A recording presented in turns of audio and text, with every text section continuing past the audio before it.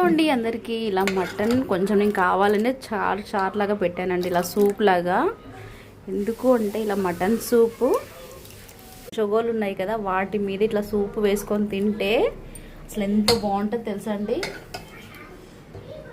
Chicken soup mutton సూపు వేసుకొని తినేవాళ్ళం అనమాట మేము ఊర్లో ఉన్నప్పుడు. ఇలా చొగోలు చేసుకున్నప్పుడు అదిరిపోతుంది ఫ్రెండ్స్. చూడండి ఇట్లా చొగోలు తడిపేలాగా మెత్తగా అయిపోతాయి. మంచి స్పైసీగా సూపు వేసుకొని తింటే సూపర్ ఉంటుందండి టేస్ట్.